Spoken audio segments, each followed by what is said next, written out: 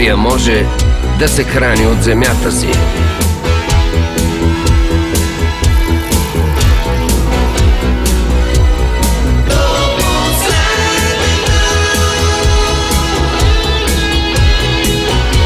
България може да се грижи за децата си.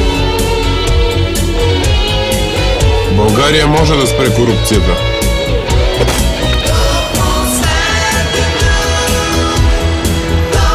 България може да има успели хора.